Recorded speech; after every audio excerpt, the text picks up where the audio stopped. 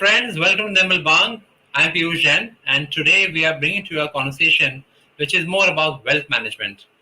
Now, we have seen the end of financial year 2023. 2024 is going to bring a lot of changes from the perspective of asset management, from the way, again, you are constructing your portfolios.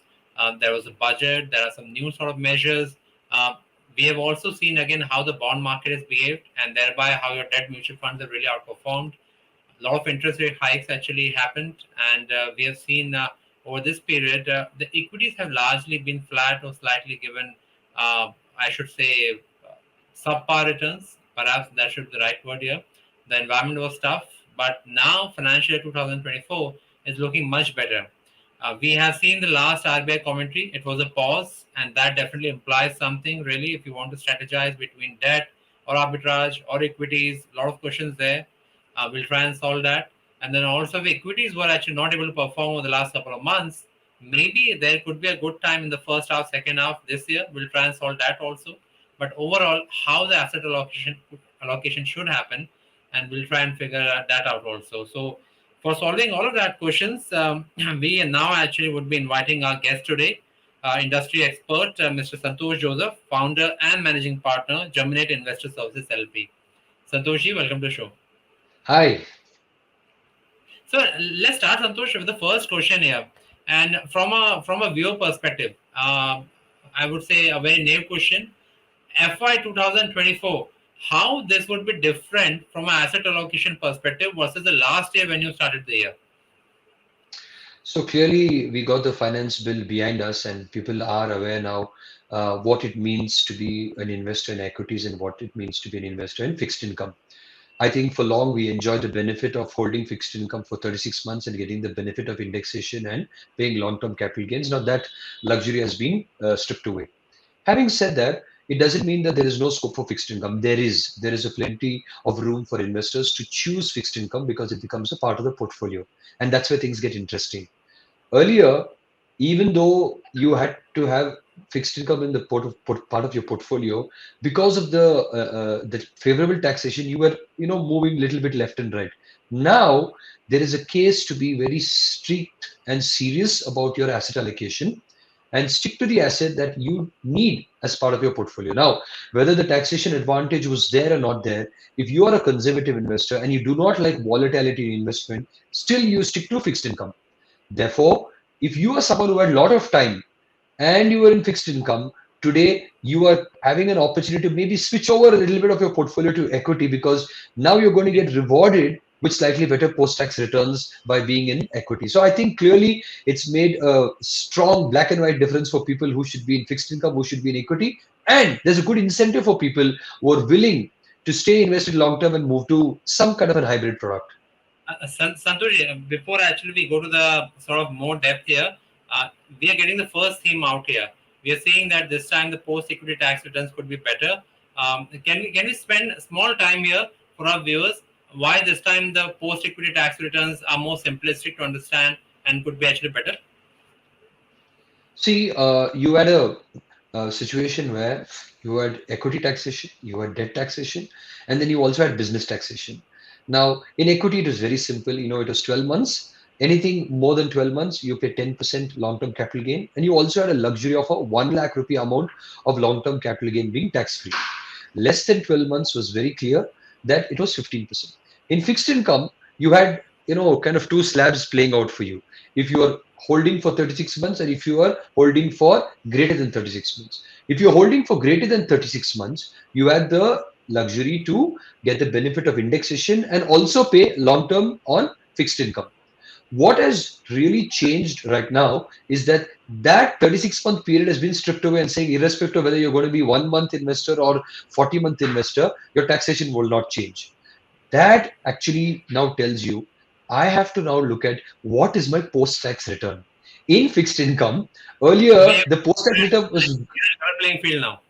a level playing field, and therefore it's not about whether you can now only stay invested for 36 months or not. It's even if you stay for 36 months, what is that number after 36 months? And what is that number after taxes? Clearly, the 36 months is gone. Only a variable will be, am I making sense post-tax? Absolutely. So I hope our viewers actually got the gist out of it. The credit goes to the finance minister, and the task becomes easier for the asset managers. And this is where actually me and Santosh are talking about that now it's a state comparison between the equity and debt. Having said that, this is the first thing which comes out that now equity versus debt is a state comparison. Now let's talk about where actually we should be paying more attention. So first things first, if you really do not have the appetite for equity, the question of post-tax return being better doesn't hold good. You better stay in fixed income in the tenor or the maturity that suits your risk profile best. But here, as an investor, I think we have a couple of goals. The first goal is to make our money work for us. And we spoke previously that we have to be post-tax efficient in terms of our returns. This is where things get interesting, that you will be able to move a little bit of a portfolio because you have the anyway wanting a 36-month waiting period for better taxation. If the same thing were to move it into a slightly hybrid product, you will get a better taxation and you will also get better post-tax return. Now, this is where investors will be motivated in sort of get incentivized, one, to think long term, to invest long term, and also benefit from being a long term investor. Right. And from that perspective, which type of funds perhaps you'd be looking at this time with more interest? So I think already balanced advantage as a category was a kind of a favorite for people who were not very sure about the time or the asset allocation, and they were very easily taking a call. That will continue to remain a mainstay, and I believe the numbers are out there for us to say that why BAF are such an integral part of portfolios for you and me and for all our investors watching us. The second category that will start building some steam, in my opinion, is the equity savings as a category where there is fixed income, there is equity, there is a little bit of arbitrage, which helps you get to the gross equity of 65% and north to qualify for equity hybrid product.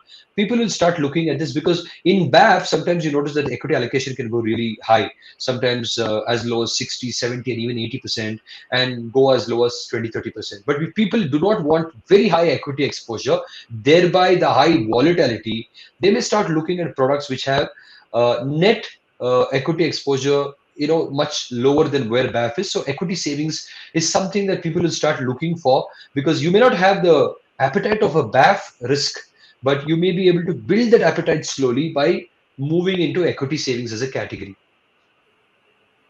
Okay. And when you say equity savings as a category, I'm trying to simplify it for our viewers. Like, what would be the basic difference? Will it be having very low equity exposure? Like, how should we describe it? So let's look at it this way. In most BAFs, they have models in place from a price to equity to price to book to some momentum and a 90-day tracker to a 100-day tracker to some people even following an annual or a forward price to book to price to equity. Whereas in an equity savings, you have those measures, but you have a slightly lesser exposure to equity, right? What you do over in a BAF is you can say I can go as low as 10% equity or as high as 90% equity. You quite have a quite a broad range. When you come to equity savings, the maximum exposure to equity in most places is capped between 40 to 45%, right? And the minimum exposure to equity is usually around 10 to 15% or maybe sometimes 20%. So if I were to take a rough number, BAF category is anywhere between 20 equity going up all the way to 80% equity. In equity savings, it's between 10, 15, maximum to 40. So you see equity exposure at a net level can safely be said that it's almost 50, 60% lesser and therefore less risky and potentially less volatile. Right. And given where we are right now in April month, you've seen the RBI commentary. What's your opinion right now on the debt funds? Somebody actually wanted to allocate the funds in the first quarter with a plan of about FY24 allocation. Are you thinking that perhaps the longer tenor debt funds can outperform, like where they should be in terms of our positioning on debt funds? See, considering now the big elephant in the room as far as tax benefit has been removed, investors will take a call on the yields right now. Now, whether it's medium to moderate long debt fund to even locking into some target maturity funds today, if you get a reasonable yield, and that you're happy with it, and you know you're going to lock it in for at least 3.5 years, or maybe 4 years, kind of between 3 to 4 years is what most people look for. It's still a great option to look at it, though the yields have softened a little bit by 10-15 basis. They're still not bad, and they're still good, considering that in the next 2 to 3 years, the yield scenario may be totally different from where we are today. One, we've already begun the last few weeks with a pause. Now, we are wondering whether this pause is going to continue, and or maybe we may come back for one more hike before eventually, peaking out and going down. And if you're going to you have that kind of a view, putting some money in debt today is still, a good option and a lucrative one, especially if you get a good yield and locked in for a considerable time.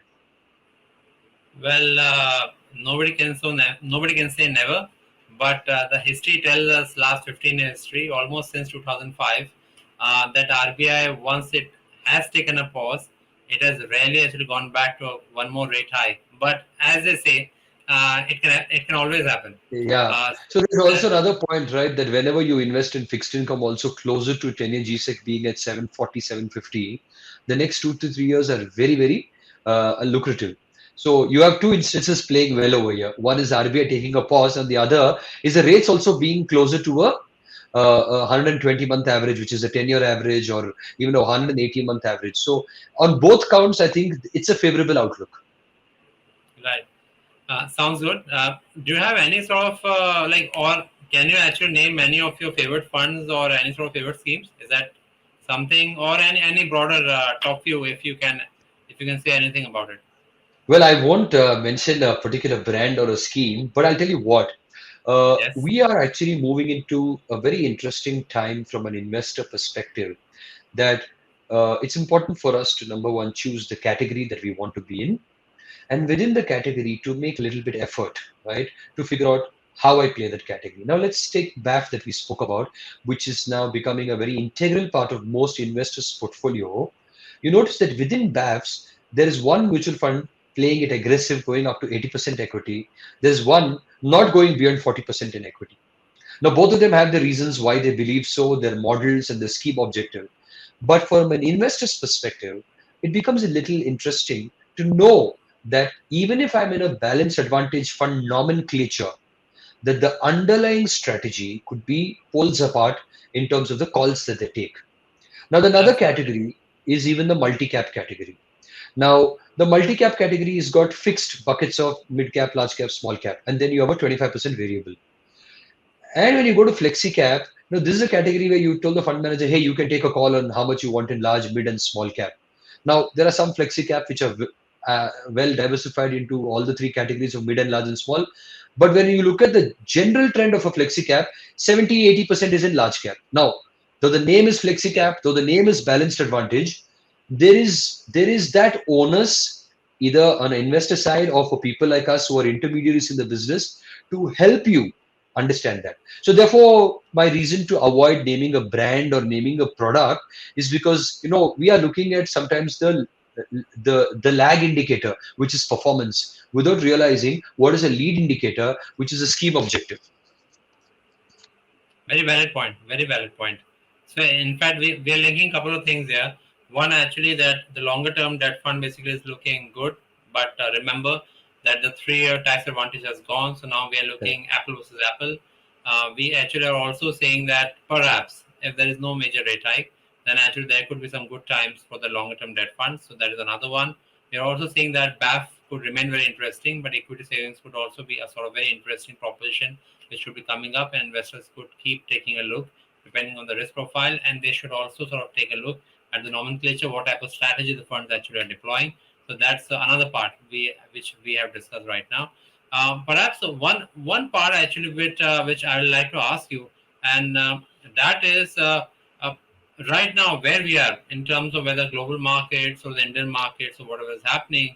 Are you really a sort of advocate of sector specific funds, or those are something which investors should avoid right now? So today there are some sectors which have become lucrative to look at, and especially we're seeing uh, enough people already calling bottom on IT and saying, it's become a contra bet. Similarly with pharma, or some people being extra bullish on metals, with the way we're talking globally on inflation and some story of even de-dollarization. But what I really like to personally look at is today the concept of multi-asset rather than sectoral. So I'm going in a completely different tangent. Rather than bet against a particular sector, core sector, I'd rather say I'd let all these play for me, and I like a multi-asset. Now in a multi-asset, the more the variability, the more excited I get. So, for example, Indian fixed income, Indian equity, and maybe gold was a given. But today, after silver ETF came, you have the option of gold ETF, silver ETF, Indian equity, Indian fixed income, and the international equities. So, when you And mix this five, it's very exciting as you're saying, because as soon as you said silver ETF, I started thinking that when investors were sitting with you and were looking at allocating their money from gold ETF to silver ETF, that is the single most outperforming class in the last 1 month. So how exciting it is! Back to you. it is. So therefore, when you look at it, if you can mix these 4, 5 assets, see what did BAF do for you 10 years ago? BAF has almost got a 10-year track now. It mixed equity and fixed income in a ratio where they were moving well and it made sense for you. You give a solution. So investors want a good solution, right? It's nice to talk about asset allocation regularly and know that there are good limits to hold. But I think, to be honest, investors also like a finished packaged product. Now, multi-asset is stepping into those shoes, saying that we all know that we need to have some part of our portfolio in gold, some exposure to international equity, because our Indian markets are only 3 to 4% of the global markets, and having international equity gives you that broader perspective. Some businesses don't even exist in India. So when you add international equity, when you add a little bit of gold, when you already have fixed income, when you have Indian equity, you're sort of rounding your portfolio in a particular fund or a particular scheme. So your question was sectoral, but I've gone on the other tangent and saying I'd rather focus in such a scenario into multi-asset as a category rather than just going on 1 or 2 sectors. Because however good the sector can perform in the next 1 or 2 or 3 years from now, eventually they're going to at some level again go into a cycle. Rather, I get into a fund which has got multiple cycles playing out at the same time. Well, that's a way to think, and our viewers definitely will benefit from hearing to you. As we approach the end of this conversation, Santosh, is there anything which you want to add or which you want to highlight? So I think for investors at large, today one of the biggest benefit is that we have so much of information. In fact, even a program like this gives so much information to investors. But what is important is how we are able to make sense of this information and therefore become better investors. Now, as time progresses, one of the greatest asset of an investor is the experience he gains by investing. Because as you get better and better and better in investing, your outcome of the investment portfolio that you have gets even better. So my advice to investors and to even people watching this is that out of our experiences, we learn to get better and we learn to understand the investments even better. So it's and many people say, Santosh, can you give me a good fund? I mean to say that funds are good. That's why they are there. How do we make most of the funds that are available? Now, a classic example is a sector fund. If someone likes a sector fund, you have a view on it, your conviction on it, go for it. But if not, on a generic basis, it's better to be in diversified funds, it's better to be in multi assets. So, as an investor, you have choice today. Make it work for you, make it coherent for you. And it's my business, and I'm sure many people are there also are there as professional intermediaries, as MFDs or RIAs and advisors who can help you also piece these things together to give you a better investment outcome. So that's my key takeaway to investors, that you have a lot going for you, make it work. Absolutely. So that's a sort of a piece of advice coming from Santosh. And let's, for our viewers, put 2, 3 points from this conversation. Number one, equity debt, interesting times.